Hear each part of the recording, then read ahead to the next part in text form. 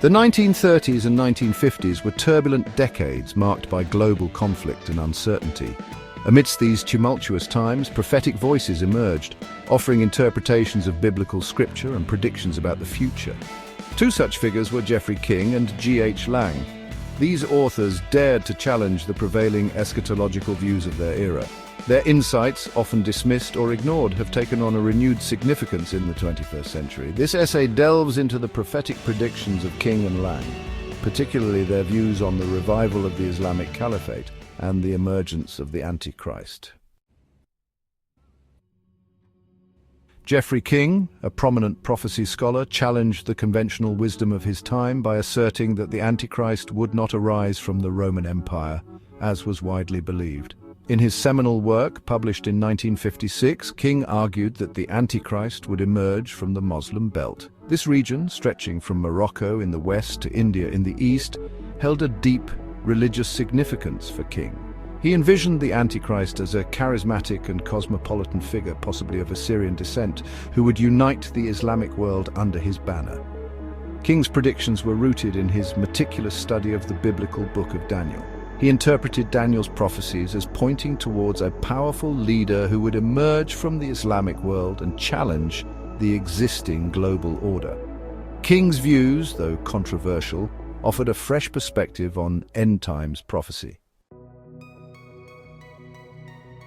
G.H. Lang, another influential prophetic writer of the mid-20th century, shared King's belief in the Islamic origins of the Antichrist. In his 1938 book, Lang identified the Antichrist as the King of the North. He associated this figure with the ancient empires of Assyria and Babylon, locating his base of power in eastern Syria and Iraq. Lang believed that the Antichrist would launch a series of military campaigns, targeting Egypt to the south, Persia to the east, and Palestine to the west. Lang's analysis went beyond mere geographical considerations. He argued that the Antichrist, while not necessarily a devout Muslim himself, would exploit and manipulate Islam for his own political ends. Lang observed that Islam, despite the waning of its religious influence in some quarters, evidenced by Turkey's abolition of the Caliphate in 1924, retained a potent appeal, particularly among those yearning for a return to past glory. The Antichrist, Lang believed, would tap into this reservoir of religious fervor, blending it with his own totalitarian ideology. Lang's comparison of the Antichrist's methods to those of the Prophet Muhammad further underscored his belief in the Islamic character of this end-times figure. He saw parallels between Muhammad's use of force to spread Islam and the Antichrist's own ruthlessness in pursuing his objectives.